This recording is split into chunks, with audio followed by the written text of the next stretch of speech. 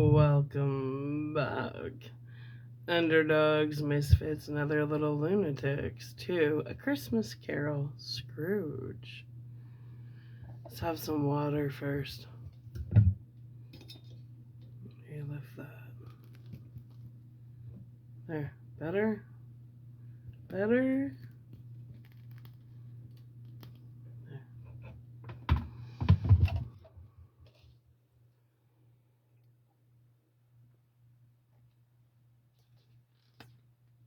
Better.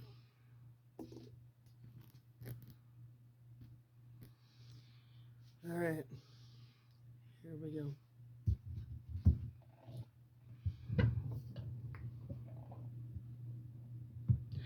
Stave 2. The first of the three spirits. Ooh. When Scrooge awoke, it was so dark that, looking out of bed, he could scarcely distinguish the transparent window from the opaque walls of his chamber. He was endeavoring to pierce the darkness with his ferret eyes, when the chimes of a neighboring church struck the 4 quarters, so he listened for an hour. To his great astonishment, the heavy bell went on from 6 to 7 and from 7 to 8, and regularly up to 12, then stopped. 12. It was past 2 when he went to bed. The clock was wrong. An icicle must have got into the works. 12.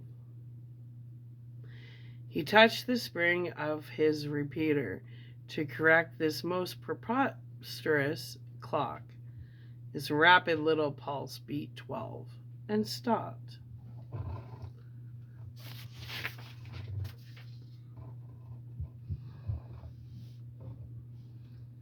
Why it isn't possible, said Scrooge, that I can have slept through a whole day and far into another night. It isn't possible that anything has happened to the sun, and this is 12 at noon. The idea being an alarming one, he scrambled out of bed and groped his way to the window. He was obliged to rub the frost off with the sleeve of his dressing gown before he could see anything, and could see very little then. All he could make out was that it was very foggy and extremely cold, and that there was no noise of people running to and fro and making a great stir, as there unquestionably would have been if night had beaten off bright day and taken possession of the world. This was a great relief, because 3 days after sight of the first of exchange pay to Mr. Ebenezer Scrooge, or his order, and so forth, would have become a mere United States security if there were no days to count by. Scrooge went to bed again and thought and thought and thought it over and over, and could make nothing of it. The more he thought, the more perplexed he was, and the more he endeavored not to think, the more he thought. Marley's ghost bothered him exceedingly. Every time he resolved within himself, after mature inquiry, that it was all a dream, his mind flew back again, like a strong spring released, to his first position, and presented the same problem to be worked all through. Was it a dream or not? Scrooge lay in this state until the chime had gone 3 quarters more, when he remembered on a sudden that the ghost had warned him of a visitation. When the bell tolled 1, he resolved to lie awake until the hour was past, and, Considering that he could no more go to sleep than go to heaven, this was, perhaps, the wisest resolution in his power.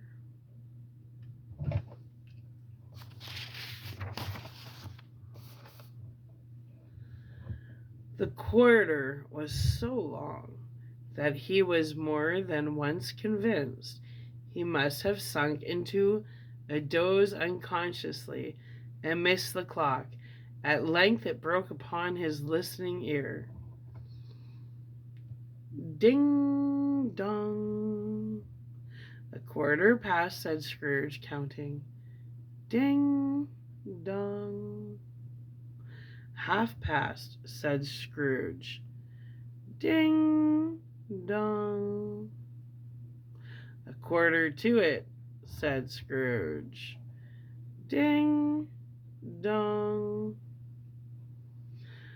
The half itself, said Scrooge triumphantly, and nothing else. He spoke before the hour bells sounded, which is now did with a deep, dull, hollow, melancholy one. Light flashed up in the room upon the instant, and the curtains of his bed were drawn. The curtains of his bed were drawn aside, I tell you, by a hand. Not the curtains at his feet, nor the curtains at his back, but those to which his face was addressed.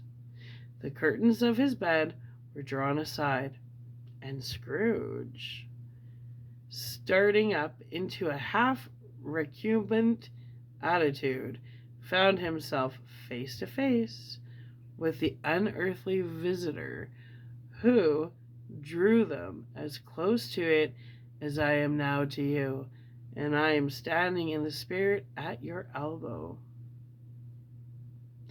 It was a strange figure, like a child, yet not so like a child as like an old man.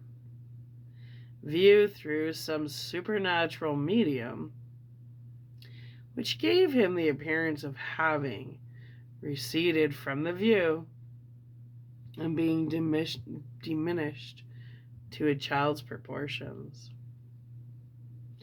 His hair, which hung about its neck and down its back, was white as if with age, and yet the face had not a wrinkle in it, and the tenderest bloom was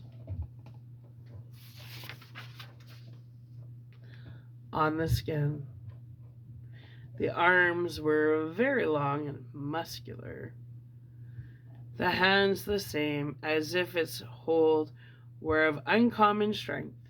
Its legs and feet, most delicately formed, were, like those upper members, bare. It wore a tunic of the purest white, and round its waist was bound a lustrous belt, the sheen of which was beautiful. It held a branch of fresh green holly in his hand, and, in singular contradiction of that wintry emblem, had its dress trimmed with summer flowers. But the strangest thing about it was that from the crown of its head there sprang a bright clear jet of light, by which all this was visible, and which was doubtless the occasion of its using, in its duller moments, a great extinguisher for a cap which it now held under its arm. Even this, though, when Scrooge looked at it with increasing steadiness, was not its strangest quality. For as its belt sparkled and glittered, now in one part, now in another, and what was light one instant at another time was dark, so the figure itself fluctuated in its distinctness, being now a thing with one arm, now with one leg, now with 20 legs, now a pair of legs without a head, now a head without a body, of which dissolving parts no outline would be visible in the dense gloom wherein they melted away. And, in the very wonder of this, it would be itself again, distinct and clear as ever. Are you the spirit, sir, whose coming was foretold to me? Asked Scrooge. I am. The voice was soft and gentle, singularly low, as if instead of being so close behind him, it were at a distance. Who and what are you? Scrooge demanded. I am the ghost of Christmas past.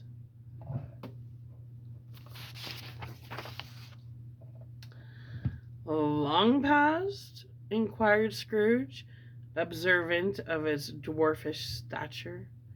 No, your past. Perhaps Scrooge could not have told anybody why, if anybody could have asked him, but he had a special desire to see the spirit in his cap, and begged him to be covered. What? Exclaimed the ghost. Would you soon put out? Oh, sorry. What? Exclaimed the ghost. Would you so soon put out with worldly hands the light I give? It is not enough that you are one of those whose passions made this cap and forced me through whole trains of years to wear it low upon my brow. Scrooge reverently disclaimed all intentions to offend or any knowledge of having wilfully bonneted the spirit at any period of his life. He then made bold to inquire what business brought him there. Your welfare, said the ghost. Scrooge expressed himself much obliged, but could not help thinking that a night of unbroken rest would have been more conducive to the end. The spirit must have heard him thinking, for it said immediately, Your reclamation, then? Take heed. It put out its strong hand as it spoke, and clasped him gently by the arm. Rise and walk with me. It would have been in vain for Scrooge to plead that the weather and the hour were not adapted to pedestrian purposes. The bed was warm and the thermostat a long way below freezing. That he was clad but lightly in his slippers, dressing gown, and nightcap, and that he had a cold upon him at that time.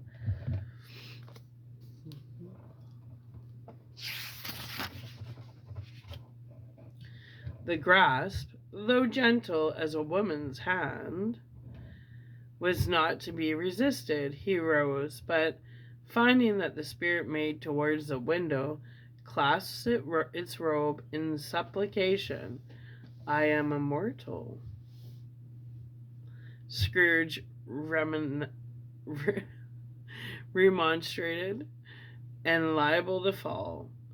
Bear but a touch of my hand there, said the spirit, laying it upon his heart, and you shall be upheld in more than this. As the words were spoken, they passed through the wall and stood upon an open country road with fields on either hand. The city had entirely vanished. Not a vestige of it was to be seen. The darkness and the mist had vanished with it, for it was a clear, cold winter day with snow upon the ground. Good heaven, said Scrooge, clasping his hand together as he looked about him. I was bred in this place. I was a boy here. The spirit gazed upon him mildly. Its gentle touch, though it had been light and instantaneous, appeared still present to the old man's sense of feeling. He was conscious of 1,000 odors floating in the air, each one connected with 1,000 thoughts and hopes and joys and cares long, long forgotten. "Your lip is trembling," said the ghost, "and what is that upon your cheek?" Scrooge muttered, with an unusual catching in his voice, that it was a pimple, and begged the ghost to lead him where he would. "You recollect the way?" inquired the spirit. "Remember it," cried Scrooge with fervor. "I can walk it blindfolded." "Strange to have forgotten it for so many years," observed the ghost. "Let us go on."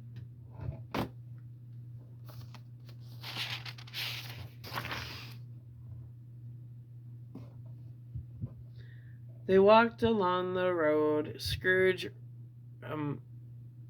recognizing every gate and post and tree, until a little market town appeared in the distance, with its bridge, its church, and winding river. Some shaggy ponies now were seen trotting towards them, with boys upon their backs, who called to the other boys in country gigs and carts, driven by farmers. All these boys were in great spirits, and shouted to each other, until the broad fields were so full of merry music that the crisp air laughed to hear it. "These are but shadows of the things that have been," said the ghost. "They have no consciousness of us." The jocund travelers came on, and as they came, Scrooge knew and named them, everyone. Why was he rejoiced beyond all bounds to see them? Why did his cold eye glisten, and his heart leap up as they were passed? Why was he filled with gladness when he heard them give each other Merry Christmas, as they parted at crossroads and byways for their several homes? What was Merry Christmas to Scrooge? Out upon Merry Christmas, what good had it ever done to him? "The school is not quite deserted," said the ghost. "A solitary child, neglected by his friends, is left there still." Aw, poor Scrooge.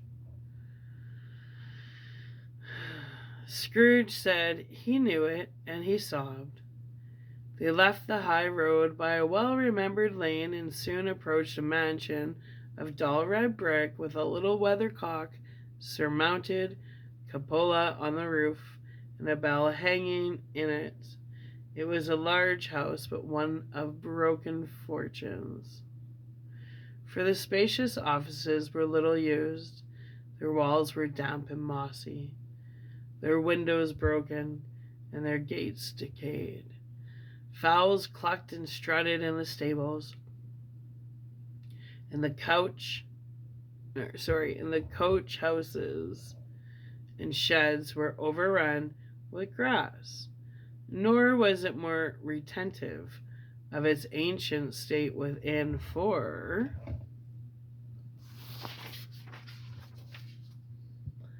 entering the dreary hall and glancing through the open doors of many rooms, they found them poorly furnished, cold, and vast. There was an earthly savour in the air, a chilly barrenness in the place, which associated itself somehow with too much getting up by candlelight and not too much to eat.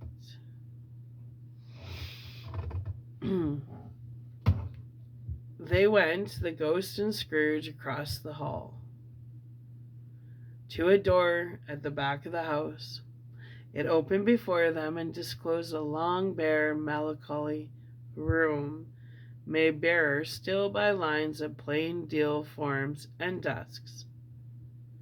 At one of these a lonely boy was reading near a feeble fire, and Scrooge sat down upon a form and wept to see his poor forgotten self as he had used to be. Not a latent echo in the house, not a squeak and scuffle from the mice behind the paneling, not a drip from the half-thawed waterspout in the dull yard behind, not a sigh amongst the leafless boughs of one despondent poplar, not the idle swinging of an empty storehouse door.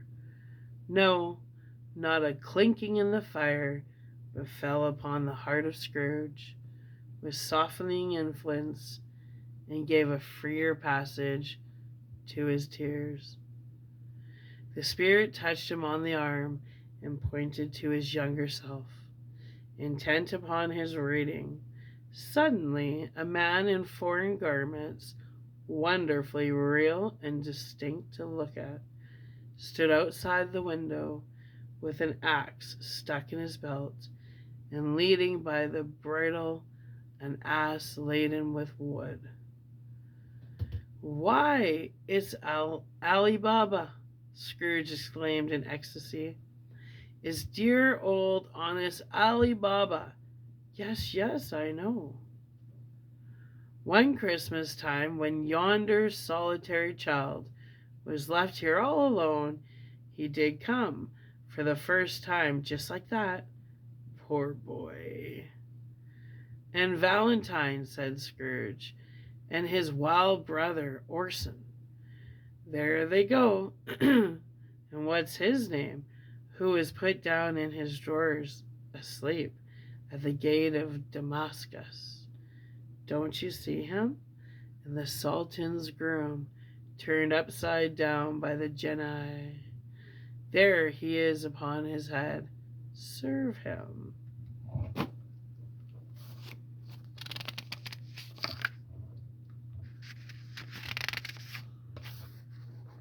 Serve him. What is that?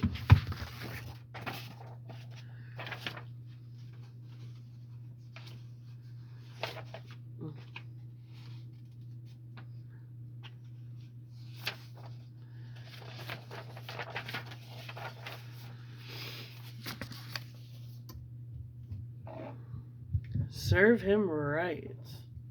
I'm glad of it. What business had he to be married to the princess? To hear Scrooge expending all the earnestness of his nature on such subjects, in a most extraordinary voice between laughing and crying, and to see his heightened and excited face, would have been a surprise to his business friends in the city indeed. "There's the parrot," cried Scrooge. "Green body and yellow tail, with a thing like a lettuce growing out of the top of his head. There he is. Poor Robin Crusoe, he called him, when he came home again after sailing round the island. Poor Robin Crusoe. Where have you been, Robin Crusoe?" The man thought he was dreaming, but he wasn't. It was the parrot, you know. There goes Friday, running for his life to the little creek. Holla, hoop, hallo. Then, with a rapidity of transition very foreign to his usual character, he said, in pity for his former self, "Poor boy," and cried again. "I wish," Scrooge muttered, putting his hand in his pocket and looking about him, after drying his eyes with his cuff, "but it's too late now." "What is the matter?" asked the Spirit. "Nothing," said Scrooge. "Nothing. There was a little boy singing a Christmas carol at my door last night. I should like to have given him something, that's all." The ghost smiled thoughtfully and waved his hand, saying as it did so, "Let us see another Christmas." Scrooge's former self grew larger at the words, and the room became a little darker and more dirty. The panels shrunk.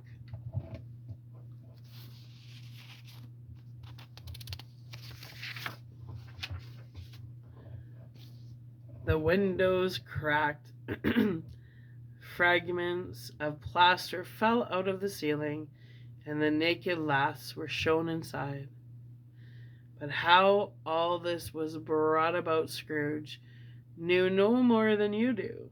He only knew that it was quite correct, that everything had happened so, that there he was alone again when all the other boys had gone home for the jolly holidays. He was not reading now, but walking up and down despairingly. Scrooge looked at the ghost, and with a mournful shaking of his head, glanced anxiously towards the door.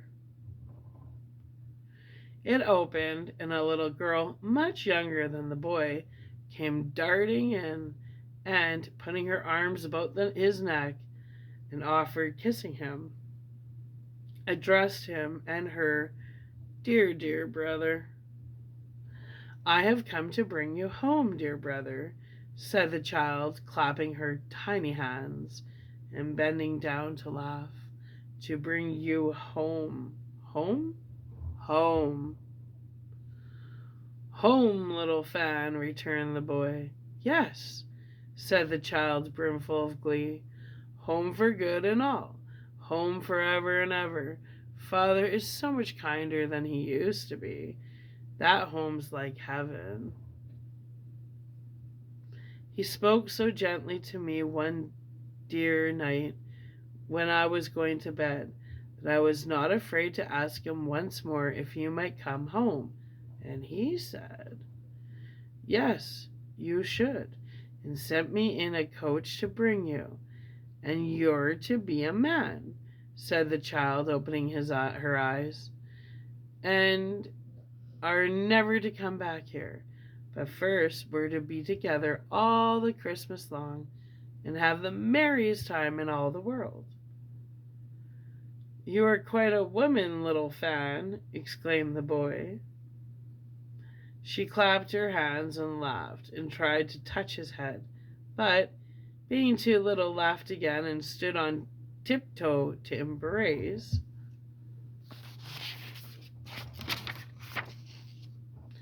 him. Then she began to drag him, in her childish eagerness, towards the door, and he, nothing loath to go, accompanied her. A terrible voice in the hall cried, "Bring down Master Scrooge's box there." And in the hall appeared the schoolmaster himself, who glared on Master Scrooge with a ferocious condescension, and threw him into a dreadful state of mind by shaking hands with him. He then conveyed him and his sister into the veriest old well of a shivering best parlor that ever was seen, where the maps upon the wall and the celestial and terrestrial globes in the windows were waxy with cold.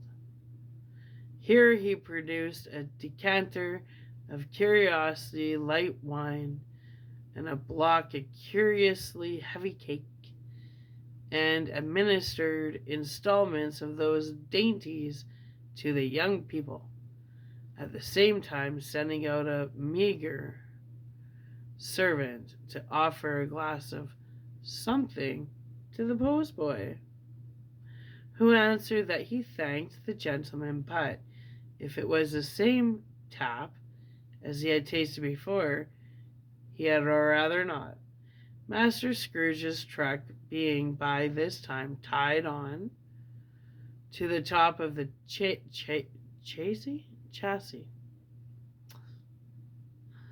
The children bade the schoolmaster goodbye right willingly, and getting into it, drove gaily down the garden sweep, the quick wheels dashing the horror frost and snow from off the dark leaves of the evergreens like spray. That's pretty descriptive, I must say. He produced a decanter of curiously light wine and a block of curiously heavy cake. Always a delicate creature whom a breath might have withered, said the ghost. But she had a large heart, so she had, cried Scrooge. You're right. I will not gainsay it, spirit. Go, God forbid. She died a woman, said the ghost, and had, as I think, children. One child, Scrooge returned. True, said the ghost, your nephew. Scrooge seemed uneasy in his mind and answered briefly, yes. Although they had but that moment left the school behind them, they were now in the busy thoroughfares of a city, where shadowy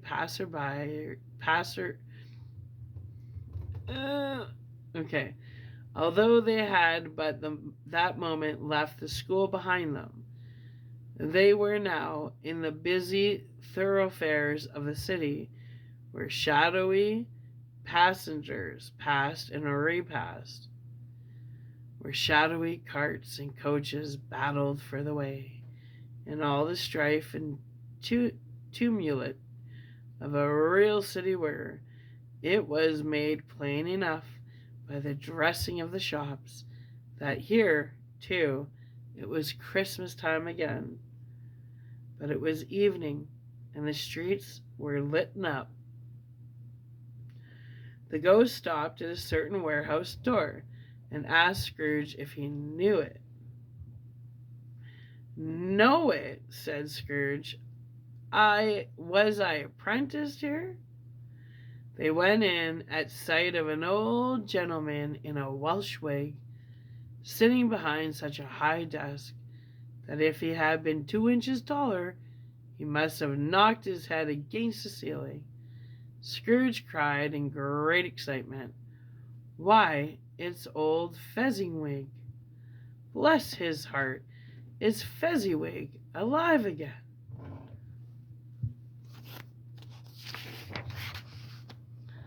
Old Fezziwig laid down his pen and looked up at the clock, which pointed to the hour of 7.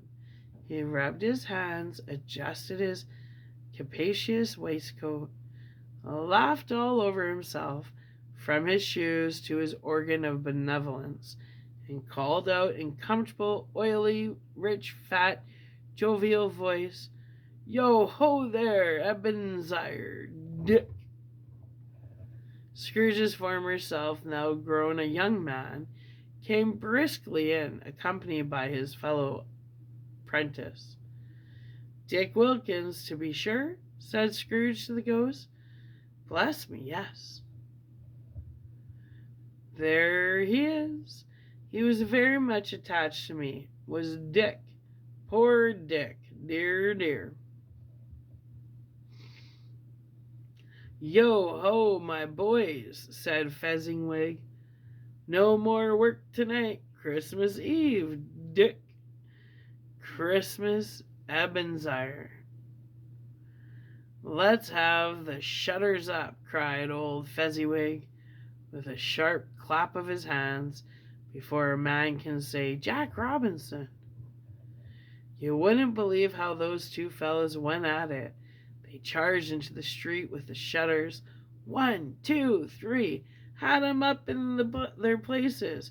4, 5, 6, bared 'em and pinned 'em. 7, 8, 9, and came back before you could have got to 12. panting like racehorses. "Hally-ho!"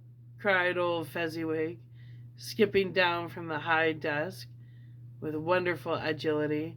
"Clear away, my lads, and let's have lots of room here. Hilly-ho, Dick! Chirrup, Ebenezer!"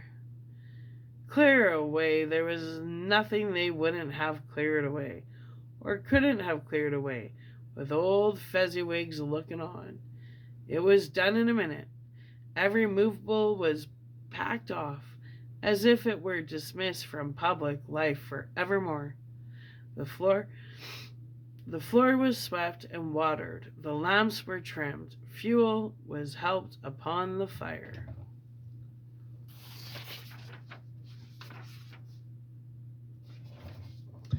And the warehouse was as snug and warm and dry and bright a ballroom as you would desire to see upon a winter's night. It came a fiddler with a music book and went up to the lofty desk and made an orchestra of it and turned like 50 stomachs. In came Mrs. Fezziwig, one vast substantial smile. In came 3 Miss Fezziwigs, beaming and lovable. In came 6 young followers, whose hearts they broke. In came all the young men and women employed in the business. In came the housemaid, with her cousin the baker. In came the cook with her brother's particular friend and milkman. In came the boy from over the way who was suspected of not having board enough from his master, trying to hide himself behind the girl from next door, but no one who was proved to have had her ears pulled by her mistress. In they all came, one after another, some shyly, some boldly, some gracefully, some awkwardly, some pushing, some pulling. In they all came, and how and every how. Away they all went, 20 couple at once, hands full, around and back again the other way, down the middle and up again, round and round in various stages of affectionate grouping. Old top couple always turning up in the wrong places, new top couple starting off again as they got there, all top couples at last, and not a bottom one to help them. When this result was brought about, old Fezziwig, clapping his hands to stop the dance, cried out, "Well done!" and the fiddler plunged his hot face into a pot of porter, especially provided for that purpose. But, scorning rest upon his reappearance, he instantly began again, though there was no dancers yet, as if the other fiddler had been carried home, exhausted, on a shutter, and he were a brand new man resolved to beat him out of sight or perish.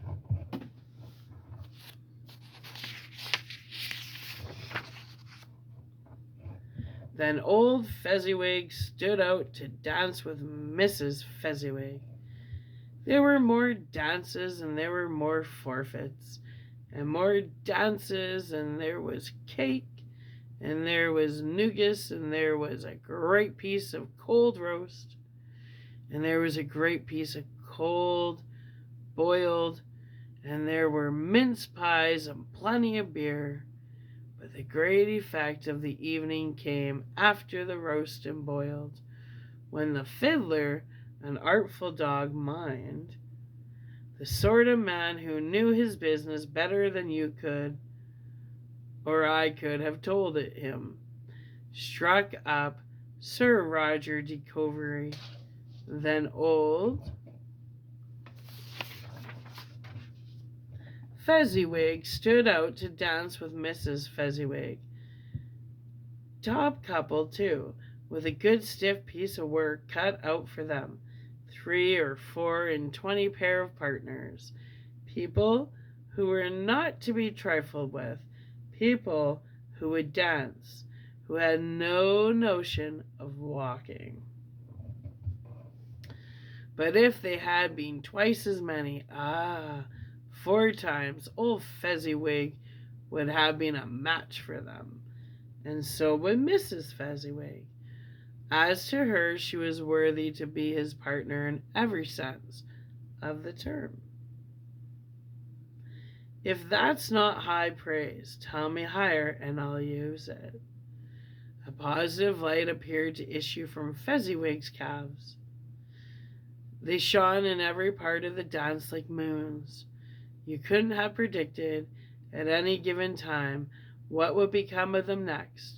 And when old Fezziwig and Mrs. Fezziwig had gone all through the dance, advance and retire, both hands to your partner, bow and curtsy, corkscrew, thread the needle, and back again to your place. Fezziwig's cut so deftly that he appeared to wink with his legs and came upon his feet again without a stagger. I need some water. Yeah.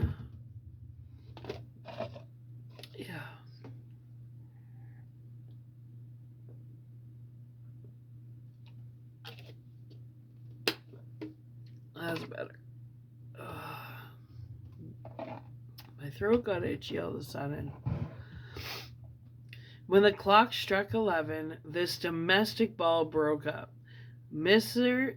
and Mrs. Fezziwig took their stations, one on either side the door, and, shaking hands with every person individually as he or she went out, wished him or her a Merry Christmas.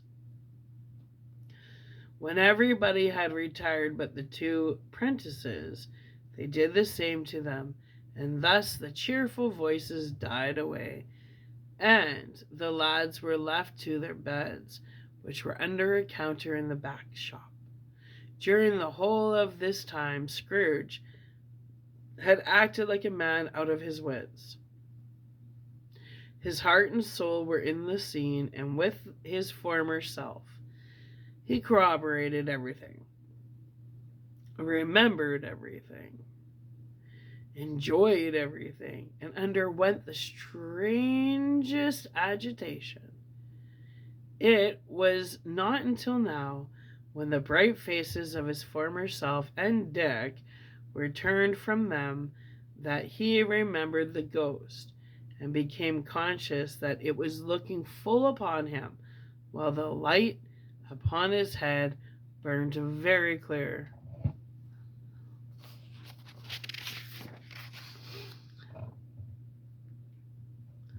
A small matter, said the ghost, to make these silly folks so full of gratitude. Small, echoed Scrooge. The spirit signed to him to listen to the 2 apprentices, who were pouring out their hearts in praise of Fezziwig, and when he had done so, said, "Why, is it not? He has spent but a few pounds of your mortal money, 3 or 4 perhaps. Is that so much that he deserves this praise?" "It isn't that," said Scrooge, heated by the remark, and speaking unconsciously like his former, not his latter self. "It isn't that, Spirit. He has the power to render us happy or unhappy, to make our service light or burdensome, a pleasure or toil. Say that his power lies in words and looks, in things so slight and insignificant that it is impossible to add and count 'em up. What then? The happiness he gives is quite as great as if it cost a fortune."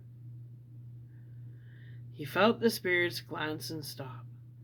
"What is the matter?" asked the ghost. "Nothing particular," said Scrooge. "Something, I think," the ghost insisted. "No," said Scrooge. No, I should like to be able to say a word or two to my clerk just now. That's all. His former self turned down the lamps as he gave utterance to the wish, and Scrooge and the ghost again stood side by side in the open air. My time grows short, observed the spirit. Quick.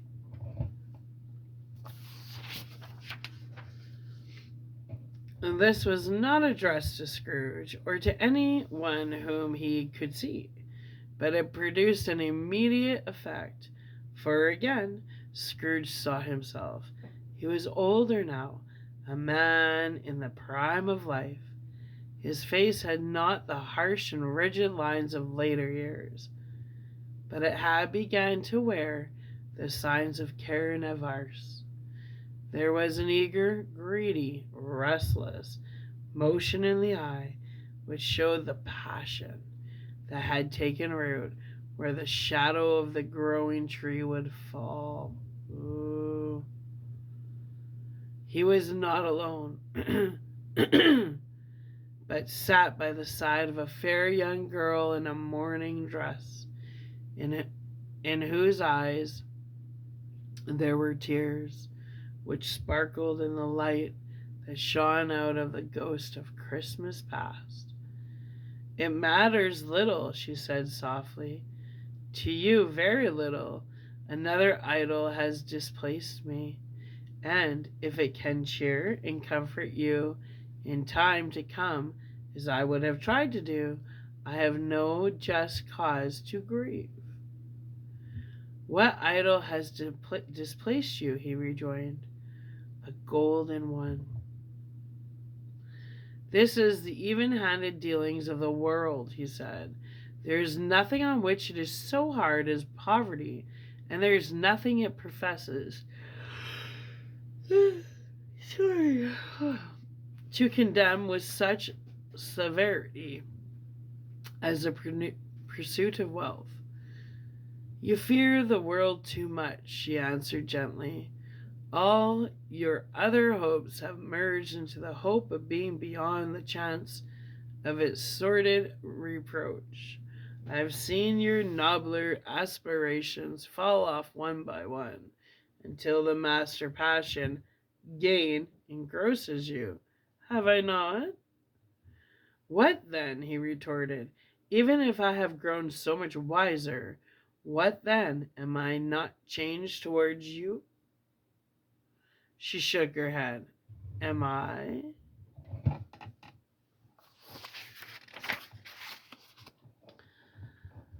Our contract is an old one. It was made when we were both poor and content to be so until, in good season, we could improve our worldly fortune by our patient industry. You were changed. When it was made, you were another man. I was a boy, he said impatiently. Your own feeling tells you that you are not what you are. She returned, I am. That which promised happiness when we were one in heart and fraught with misery, now that we are two. How often and how keenly I have thought of this I will not say. It is enough that I have thought of it and can release you. Have I ever sought release? In words, no, never. In what then? In a changed nature, in an altered spirit, in another atmosphere of life, another hope as its great end. In everything that made my love of any worth or value in your sight. If this had never been between us, said the girl, looking mildly, but with steadiness, upon him, tell me, would you seek me out and try to win me now? Ah, no. He seemed to yield to the justice of this suppo- suppo- suppo- suppo- supposition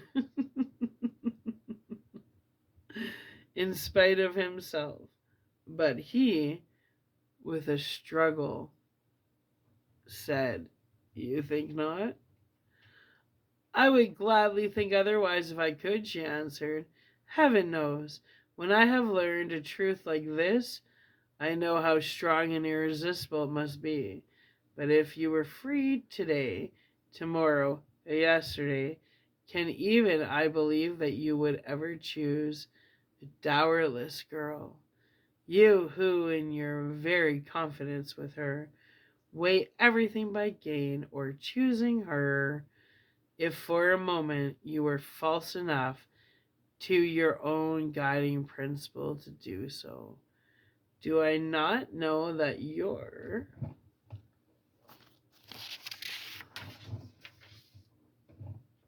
repentance and regret would surely follow? I do, and I release you with a full heart for the love of him you once were."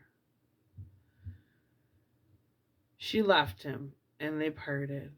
He was about to speak, but with her head turned from him, she resumed, "You may, the memory of what is past have makes me hope you will have pain in this, a very, very brief time, and you will dismiss the recollection of it gladly, as an unprofitable dream from which it happened well that you awoke.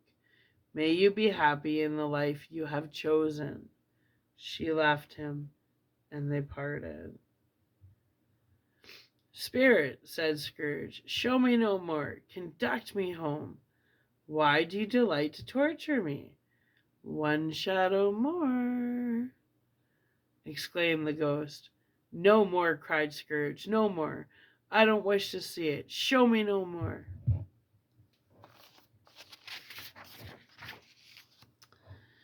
But the relentless ghost pinioned him in both his arms and forced him to observe what happened next.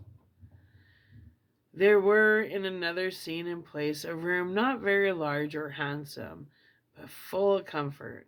Near to the winter fire sat a beautiful young girl, so like that last that Scrooge believed it was the same, until he saw her, now a comely matron, sitting opposite the same, until he saw her, now a comely matron, sitting opposite her daughter. The noise in this room was perfectly tumultuous, for there were more children than the Scrooge in his agitated state of mind could count, and unlike the celebrated herd in the poem, there were not 40 children conducting themselves like one, but every child was conducting itself like 40. That's funny. That's funny. The consequences were uproaring us beyond belief, but no one seemed to care. On the contrary, the mother and daughter laughed heartily and enjoyed it very much, and the latter, soon beginning to mingle in the sports, got pillaged by the young Briggards most ruthlessly. What would I have given to be one of them, though I never could have been so rude? No, no. I wouldn't for the wealth of all the world have crushed that braided hair and torn it down, and for the precious little shoe I wouldn't have plucked it off. God bless my soul to save my life. As to measuring her waist in sport, as they did, bold young broad, I couldn't have done it. I should have expected my arm to have grown round it for a punishment, and never come straight again. And yet I should have dearly liked, I own, to have touched her lips, to have questioned her, that she might have opened them, to have looked upon the lashes of her downcast eyes, and never raised a blush, to have let those loose waves of hair an inch of which would be a keepsake beyond price. In short, I should have liked, I do confess, I have had the lightest I should have liked, I do confess, I have had the lightest license of a child, and yet to have been man enough to know its value. I went like dyslexic there for a second. Weird.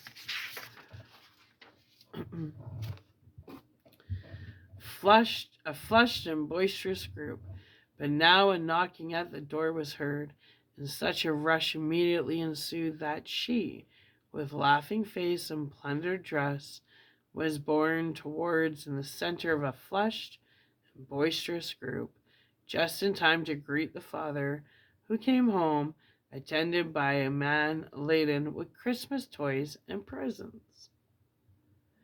Then the shouting and the struggling and the onslaught that was made on the defenseless porter, the sculling him with chairs for ladders to dive into his pockets, despoil him of brown paper parcels, hold on tight by his cravat, hug him round his neck, pummel his back, and kick his legs in irrepressible affection. The shouts of wonder and delight with which the development of every package was received. The terrible announcement that the baby had been taken in the act of putting a doll's frying pan into his mouth, and was more than suspected of having swallowed a fictitious turkey glued on a wooden platter, the immense relief of finding this a false alarm, the joy and gratitude and ecstasy. There were all indescribable alike. It is enough that by degrees the children and their emotions got out of the parlor, and by one stair at a time up to the top of the house, where they went to bed, and so subsided. And now Scrooge looked on more attentively than ever, when the master of the house, having his daughter leaning fondly on him, sat down with her and her mother at his own fireside. And when he thought that such another creature, quite as graceful and as full of promise, might have called him father, and being a springtime in the haggard winter of his life, his sight grew very dim indeed. "Belle," said the husband, turning to his wife with a smile, "I saw an old friend of yours this afternoon." "Who was it?" "Guess." "How can I? Tut, don't I know?" she added in the same breath, laughing as he hugged. "Mr. Scrooge?" Mr. Scrooge it was. I passed his office window, and as it was not shut up, and he had a candle inside, I could scarcely help seeing him. His partner lies upon the point of death, I hear, and there he sat alone, quite alone in the world, I do believe.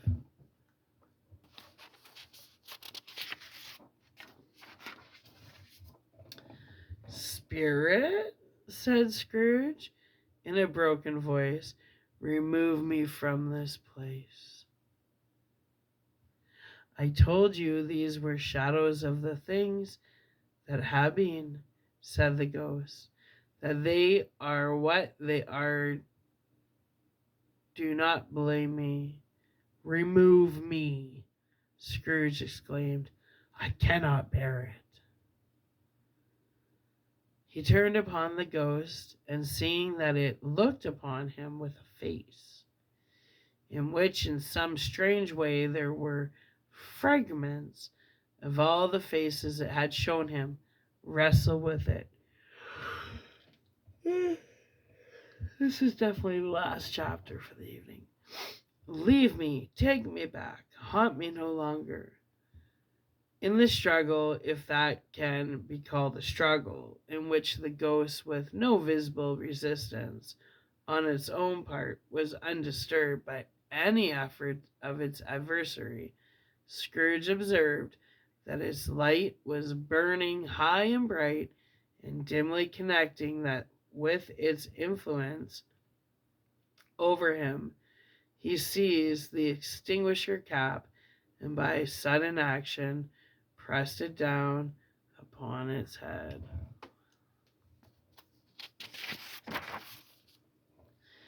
Laden with Christmas toys and presents, the spirit dropped beneath it, so that the extinguisher covered its whole form. But though Scrooge pressed it down with all his force, he could not hide the light, which streamed from under it in an unbroken flood upon the ground. He was conscious of being exhausted and overcome by an irresistible drowsiness, and further, of being in his own bedroom. He gave the cap a parting squeeze, in which his hand relaxed, and had barely time to reel to bed before he sank into a heavy sleep. Ooh. All right. So, I need some rest. But when I come back, we're getting into stave 3. Stave 3, stave 3, something like that. The second of the 3 spirits. Cool. So that was the first. Anyway, my underdogs, misfits, and other little lunatics. Thank you so much for joining me. Appreciate your time. I love you, and I hope you have sweet dreams. Bye for now.